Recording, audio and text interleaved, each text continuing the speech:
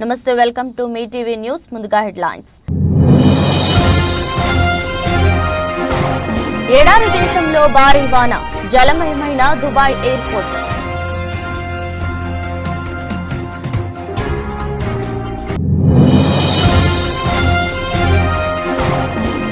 రామ్లల్లాకు దివ్యాభిషేకం, అయోధ్యలో ఘనంగా నవమి వేడుకలు.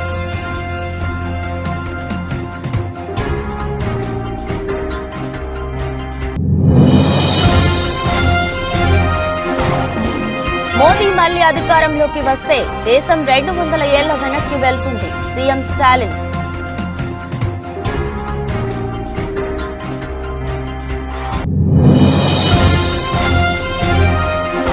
రౌడీయిజం కబ్జాలను ఉక్కుపాదంతో అణచివేస్తా, వైసీపీ ఎమ్మెల్యే అభ్యర్థి ఆదాల.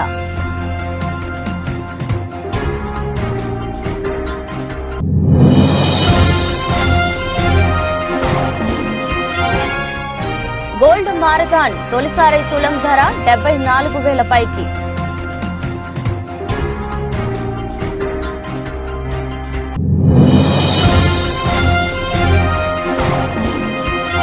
కోల్కతాపై రాజస్థాన్ సంచలన విజయం, బట్లర్ సూపర్ సెంచరీ.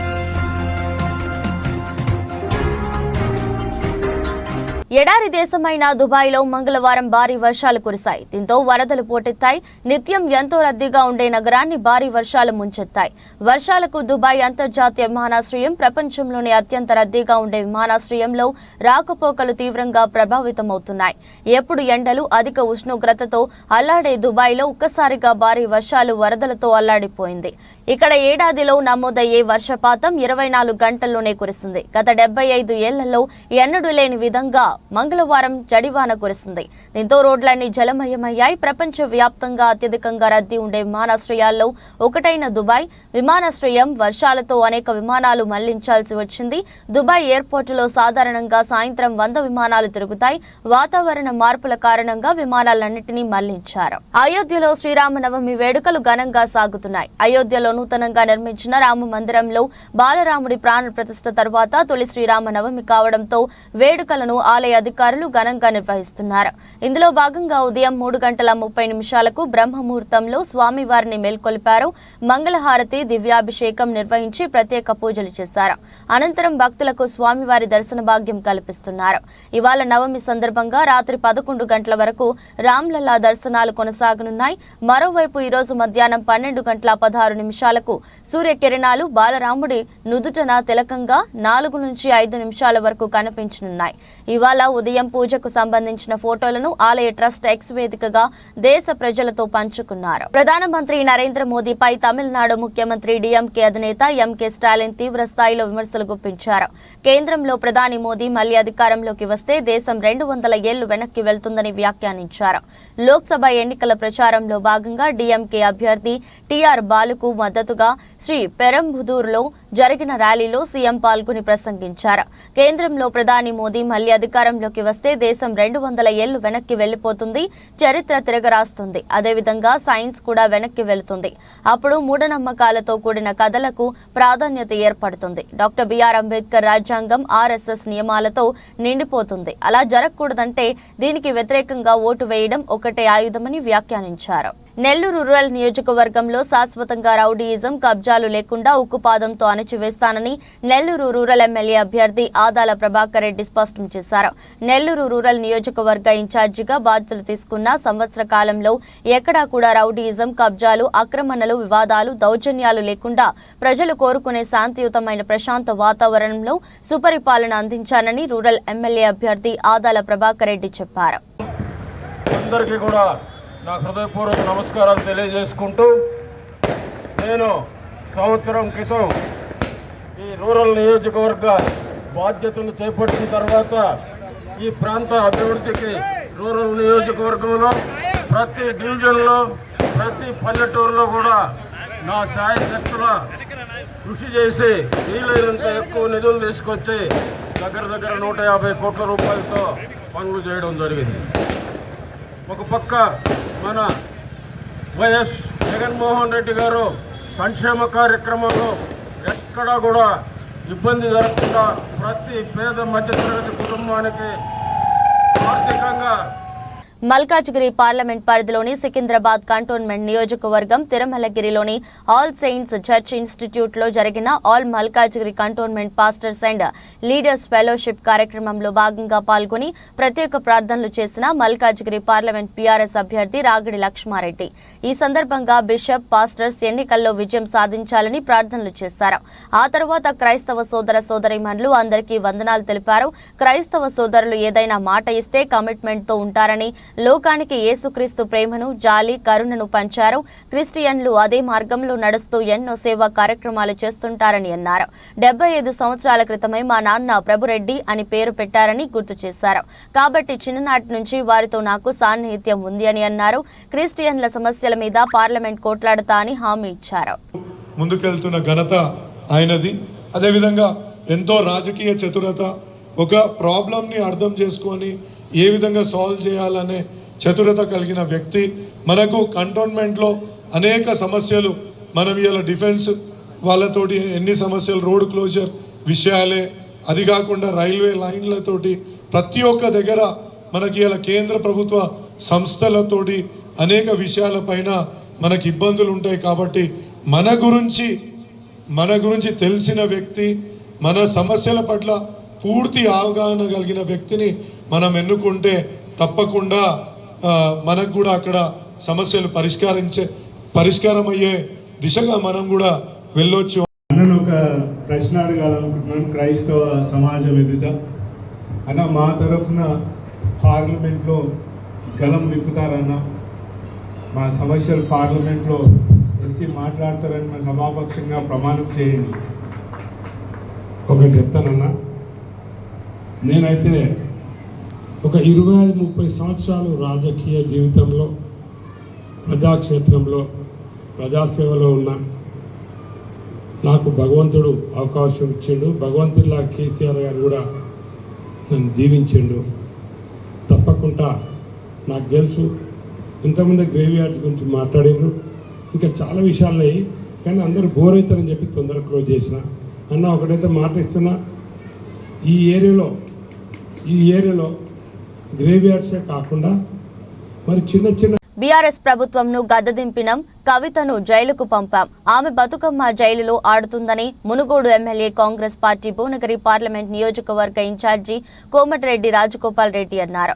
ఎక్కువ మాట్లాడితే జగదీష్ రెడ్డిని రోడ్డుపై తిరగనీయమని, జగదీష్ రెడ్డిని కూడా జైలుకు పంపిస్తామని ఆయన స్పష్టం చేశారు.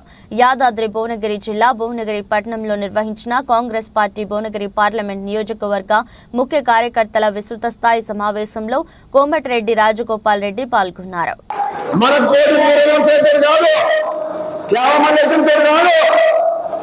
నాకు అని వెళితే పోటీ ఎలక్షన్ భువనగిరి కాంగ్రెస్ కు మునుగోడు కాంగ్రెస్ కు పోటీ. మరి మీరు ఇద్దరు ఏం మెజార్టీస్తారో ఇప్పుడు చూస్తారు. 1,00,000 మెజార్టీ గెలిపారే. మొత్తం 1,00,000 కాదు. భువనగిరి నియోజకవర్గంలో పార్లమెంట్ అభ్యర్థికి ఇక్కడ ఒక్క దగ్గర 1,00,000 ఓట్ల మెజార్టీ తీసుకురావాలి.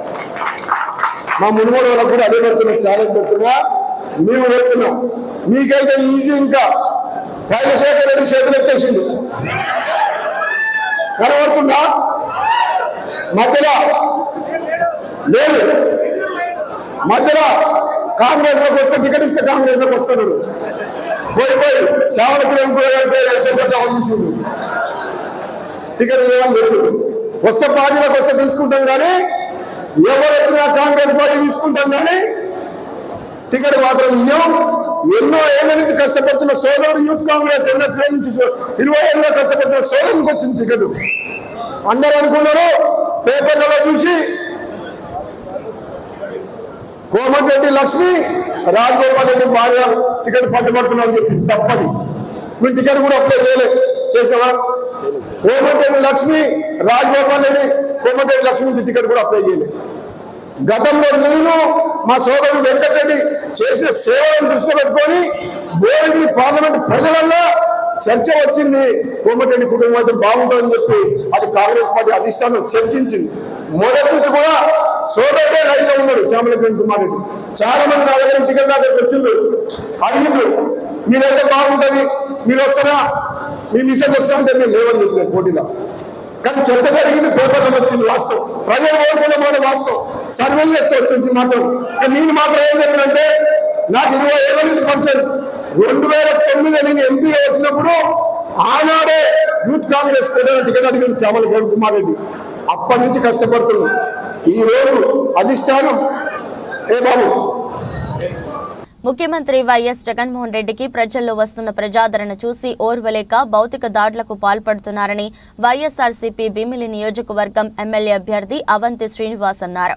ఆదివారం ఉదయం అవంతి నివాసంలో భీమిలి నియోజకవర్గం నుంచి పెద్ద ఎత్తున ప్రతిపక్ష పార్టీలకు సంబంధించిన కార్యకర్తలు అవంతి సమక్షంలో పార్టీలో చేరారు.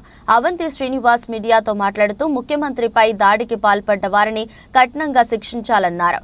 రాజకీయాల్లో ఏమైనా ఉంటే తమ వాదన ద్వారా ప్రజల మనసులు గెలుచుకోవాలని, భౌతిక దాడులు తగవని హితవు పలికారు.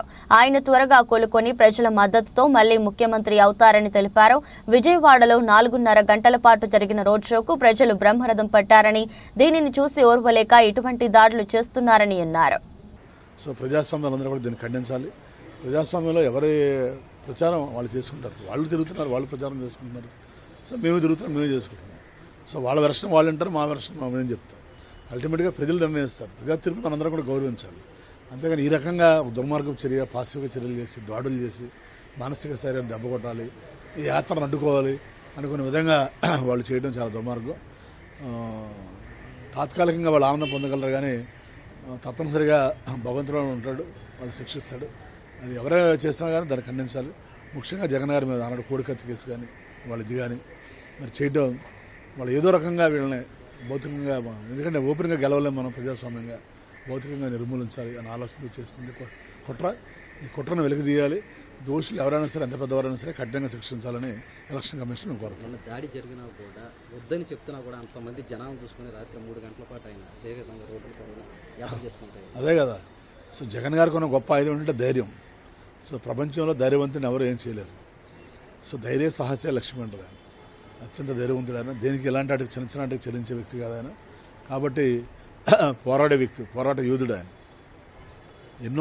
జీవితంలో ఎన్నో పోరాటాలు చేసి అతి చిన్న వయసులో ఈ స్థాయికి వచ్చిన వ్యక్తి ఆయన.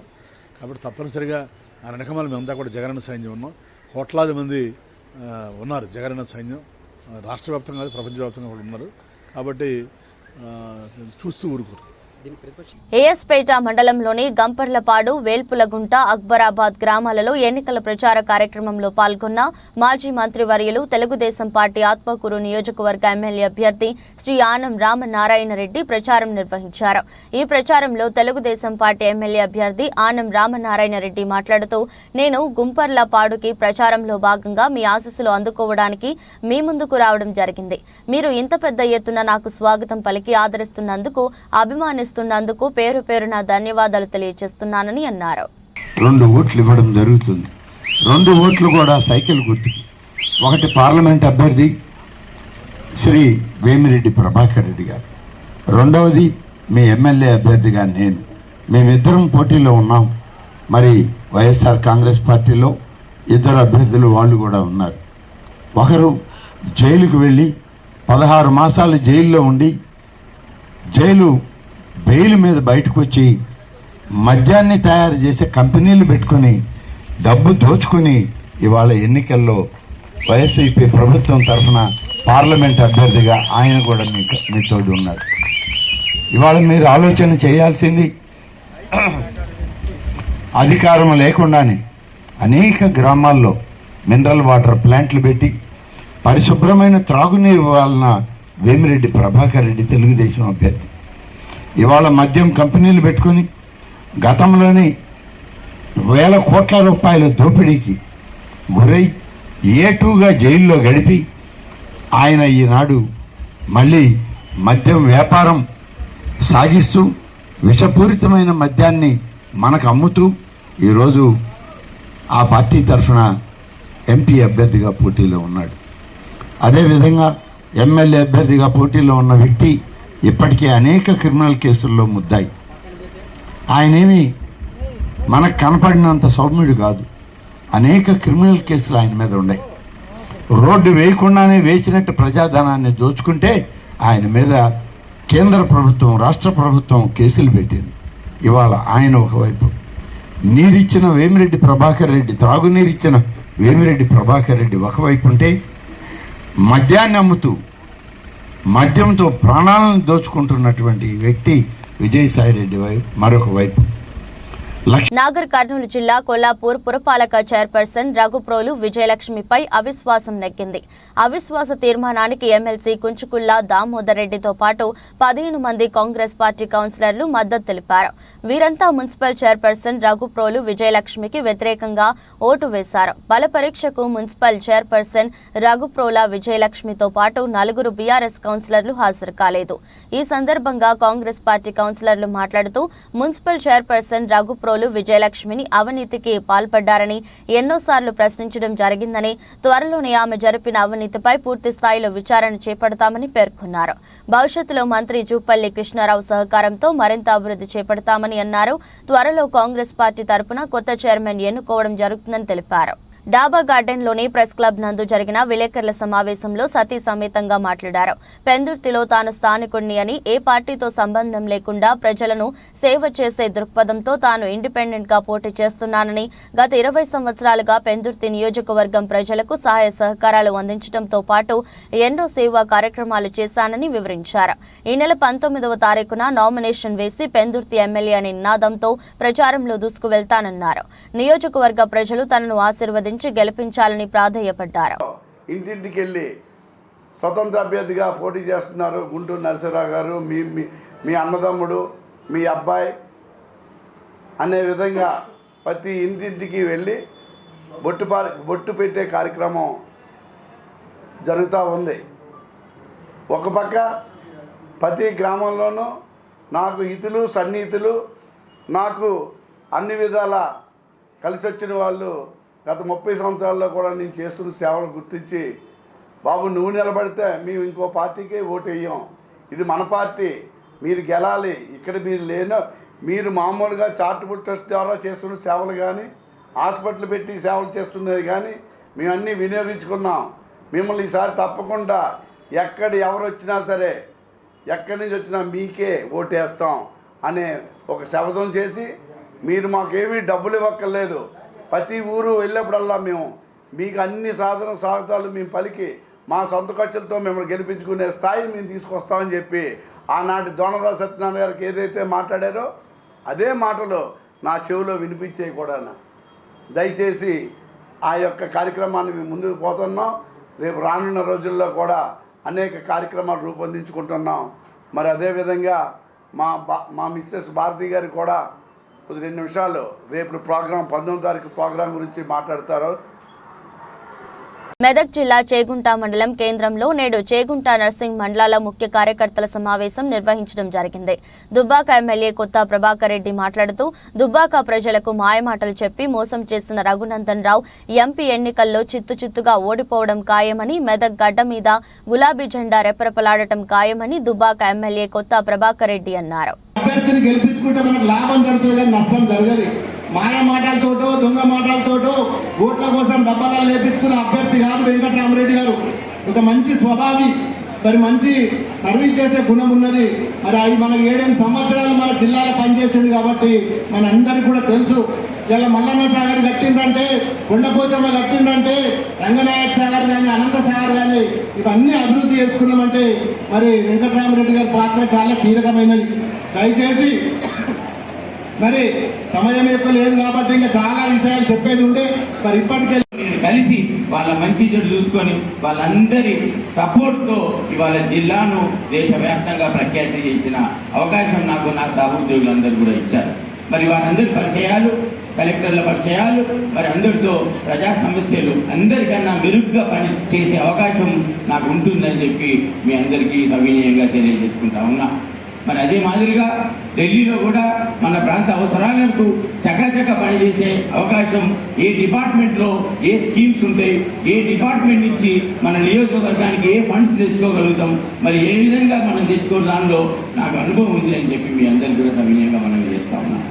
అందుకొరకు ఇవాళ ఏదైతే బరిలో ఉన్న అభ్యర్థులు ఉన్నారో మీరు గ్రామాలకు వెళ్ళిన తర్వాత గ్రామంలో ఇందాక సతీష్ చెప్పినట్టుగా చర్చ పెట్టి, జెండా దగ్గర చర్చ పెట్టి ఛాయ్ దుకాణం దగ్గర చర్చపెట్టి, శుభకార్యాలలో చర్చపెట్టి, దుబ్బాగా నుంచి వెనుకకు తిరిగి చూడకుండా తరిమి తరిమి తరిమి కొట్టిన ఓటర్లు మీరంతా. మరి మీరంత ధైర్యంగా తరిమి తరిమి తరిమి మళ్ళీ దుబ్బాగా మారు అన్న మీరు మరి ఇవాళ మీకు నేను అండగా నిలుస్తా ఉన్నా. నేను అలాంటి వ్యక్తిని కాదు. ఏదైతే చేయగలుగుతానో, ఏదైతే నా అమ్మకానికి పెట్టిన 20 రోజుల ఆడ శిశువును కాపాడి నిందితులను అరెస్ట్ చేసిన మునగాల పోలీసులు సూర్యాపేట జిల్లా ఎస్పీ కార్యాలయంలో నిందితులను మీడియా ముందు ప్రవేశపెట్టిన జిల్లా ఎస్పీ రాహుల్ హెగ్డే మునగాల మండలం మొద్దుల చెరువు వద్ద శిశువును 3 లక్షలకు అమ్మకానికి పెట్టగా అడ్డుకున్న పోలీసులు 6 నిందితులు అరెస్టు, మరో 4 నిందితులు పరారీలు, రిమాండ్కు తరలింపు. ఈ బేబీ గర్ల్ని అమ్మడానికి ప్లాన్ చేసి ఉంటారు. దానికి రీజన్ ఏమంటే పావర్టీ, దాంతో ఏమన్నా డబ్బులు వస్తుంది. వీళ్ళకి 2 పిల్లలు, this the second baby. First baby కూడా కూతురే. సెకండ్ బేబీని సెల్ చేద్దాము, వాళ్ళు చూసుకోవడము కష్టమని అనుకోండి.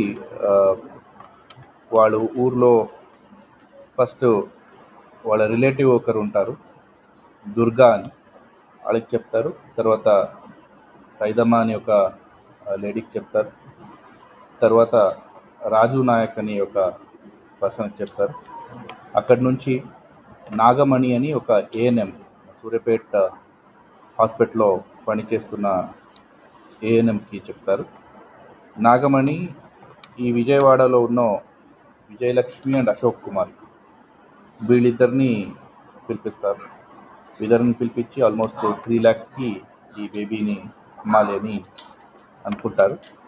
దాన్ని బేబీ కరెక్ట్గా ఉందా లేదని చూడడానికి వస్తున్నప్పుడు మునగాలలో, ఇప్పుడు విజయవాడకు వెళ్తే మళ్ళీ డబ్బులు ఇస్తారో లేదో అని మునగాలలో మీటింగ్ ఏర్పాటు చేయడం జరుగుతుంది. సో దాంతో మన కస్టడీకి వీళ్ళందరూ వచ్చారు. దాంట్లో ఇప్పుడు 4 అబ్స్కాండింగ్లో ఉన్నారు, వాళ్ళని కూడా పట్టుకుంటాం. దీనికి ముందు A4 రాజు నాయక్, ఇతని పైన ఒక అల్వాల్లో సేమ్ కేసు 2018లో రిజిస్టర్ అయింది. A6 విజయలక్ష్మి, ఈమె ఏలూరులో ఈమె మీద కూడా సిమిలర్ కేసు రిజిస్టర్ అయింది. A9 కాపులను వైసీపీ ప్రభుత్వం వెచ్చించిందన్నారు. ఈడబ్ల్యూసీ రిజర్వేషన్ 5% అమలు చేయకపోవడం వల్ల కాపు విద్యార్థులు తీవ్రంగా నష్టపోతున్నారన్నారు. ఒక కాపు సబ్సిడీ రుణం కూడా ఇవ్వలేదని ఆరోపించారు. వైసీపీ ప్రభుత్వంలో వ్యవస్థలన్నీ సర్వనాశనం అయిపోయాయని ఆరోపించారు. రాష్ట్రం తిరిగి బాగుపడాలంటే దూరదృష్టి ఉన్న చంద్రబాబు నాయుడు వల్లే సాధ్యమని అన్నారు. జగన్మోహన్ రెడ్డి కాపులకు తీరని అన్యాయం చేశారని, ఎక్కువగా కౌలు రైతులు ఉన్న కాపు కులాన్ని కూడా అనగదొక్కేశారన్నారు. అక్షర క్రమంలో ప్రథమంగా ఉన్న ఆంధ్రప్రదేశ్ ఇప్పుడు అన్ని రంగాల్లో వెనుకబడిపోయిందన్నారు. అమలు చేయకుండా ఈ రకంగా దుర్మార్గం చేయడం ఎంతవరకు సమంజసమో కాపు, తెలగ, బలిజ, ఒంటరి కులాల ప్రజానీకం కూడా ఆలోచన చేయాలి. ఆ సమయం ఇప్పుడు వచ్చింది కాబట్టి ఈ ప్రభుత్వానికి ఏ రకంగా బుద్ధి చెప్పాలన్నది మీరందరూ నిర్ణయం తీసుకోవాలని చెప్పేసి కూడా మీ ద్వారా ఈ సమాజానికి, కాపు సమాజానికి విజ్ఞప్తి చేస్తూ ఉన్నాం. ఇదే కాకుండా, ఎందుకంటే కాపులు ఒక్కరే కాదు, సమాజంలో అన్ని కులాలు కూడా ఉండవలసిన సమాజం కాబట్టి సమాజంలో అన్ని వర్గాలకి ఏ రకంగా నష్టం జరిగింది, అసలు రాష్ట్ర భవిష్యత్తు ఏ రకంగా దెబ్బతిన్నదనేది ఆలోచిస్తే రాష్ట్ర ప్రధాన అంశాలైనటువంటి రాజధాని కానీ, పోలవరం ప్రాజెక్టు కానీ, ఈ రెండూ కూడా పూర్తిగా నాశనం చేశారు. దాదాపు 2 లక్షల కోట్ల ఒప్పందాలతో ఆ రోజున రాజధాని ప్రధానమంత్రి మోడీ గారి చేతుల మీదుగా శంకుస్థాపన చేసినటువంటి రాజధానిని పూర్తిగా నిర్వీర్యం చేశారు. అభివృద్ధిని తొంగలో తొక్కేశారు. అక్కడ రాజధాని ప్రాంతం అంతా కూడా శ్మశానం చేశారు. 3 రాజధానులని చెప్పి 3 ముక్కల రాజధాని చేశారు. ఎక్కడా లేని విచిత్ర వైఖరి. ఇదే కాదు, ఇప్పుడు కొత్తగా మళ్ళీ హైదరాబాదు ఇంకో 10 సంవత్సరాలు గోల్డ్ మార్కెట్ రోజుకో రికార్డుతో షేక్ చేస్తుంది. మునుపెన్నడూ లేని విధంగా బంగారం ధరలు సరికొత్త స్థాయిలో కదలాడుతున్నాయి. మరి మంగళవారం పుత్తడి విలువ ఏకంగా 74,000 పైకి చేరింది. హైదరాబాద్లో 24 క్యారెట్ 10 గ్రాముల ఆల్ టైమ్ హైని తాకుతూ తొలిసారి 74,130గా నమోదైంది. సోమవారం ముగింపుతో చూస్తే ఒక్కరోజే 980 ఎగబాకింది. అంతకుముందు రోజు 600 ఎగబాకిన విషయం తెలిసిందే. ఇక ఢిల్లీలో ఈ పెరుగుదల 73,750గా ఉంది. పేరుకు తగ్గట్టే రాజస్థాన్ రాయల్స్ విక్టరీ కొట్టింది. కోల్కతా నిర్దేశించిన 224 పరుగుల ఛేదనలో ఒక దశలో గెలుపు కష్టం అనుకున్న మ్యాచ్లో జోస్ బట్లర్ అసాధ్యాన్ని సుసాధ్యం చేసి రాజస్థాన్కు అనూహ్య విజయాన్ని అందించాడు. ఛేదనలో 8 వికెట్లు కోల్పోయిన ఆ జట్టు ఆఖరి బంతికి విజయాన్ని అందుకుంది. ఐపీఎల్ చరిత్రలో భారీ లక్ష్యాన్ని విజయవంతంగా ఛేదించిన జట్టుగా రాజస్థాన్ రికార్డులోకి ఎక్కింది. టాస్ ఓడి మొదట బ్యాటింగ్ చేసిన కేకేఆర్ ఓపెనర్ సునీల్ సరైన శతకంతో ఆ జట్టు నిర్ణీత 20 ఓవర్లలో 6 వికెట్ల నష్టానికి 223 పరుగులు చేసింది. టాస్ ఓడి మొదటి బ్యాటింగ్ చేసిన కేకేఆర్ ఓపెనర్ సునీల్ నరైన్ శతకంతో ఆ జట్టు నిర్ణీత 20 ఓవర్లలో 6 వికెట్ల నష్టానికి 223 పరుగులు చేసింది. బ్యాట్తో సెంచరీ బాదిన నరైన్ బౌలింగ్లోనూ రాణించాడు. బట్లర్కు ప్లేయర్ ఆఫ్ ది మ్యాచ్గా అవార్డు దక్కింది. ఈ సీజన్లో రాజస్థాన్కు ఇది 6వ విజయం కాగా కోల్కతాకు 2వ పరాభవం ఎదురైంది. వార్తలు ముగించే ముందు మరోసారి హెడ్లైన్స్. ఎడారి దేశంలో భారీ వాన, జలమయమైన దుబాయ్ ఎయిర్పోర్ట్.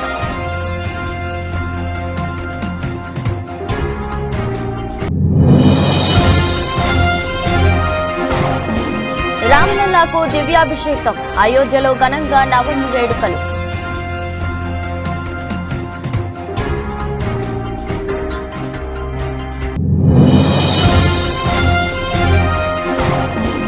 మోదీ మళ్లీ అధికారంలోకి వస్తే దేశం 200 ఏళ్ల వెనక్కి వెళ్తుంది, సీఎం స్టాలిన్.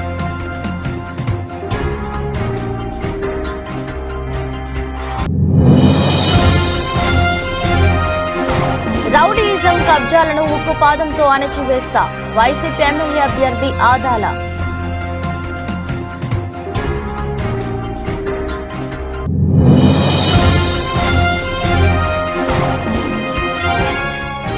గోల్డ్ మారథాన్ తొలిసారి తులం ధర 74,000 పైకి.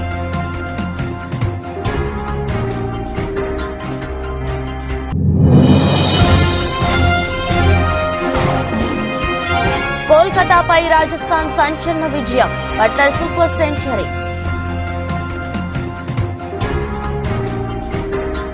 ఇది రోజు బులెటిన్. మరో బులెటిన్లో మళ్ళీ కలుద్దాం. అంతవరకు సెలవు, నమస్కారం.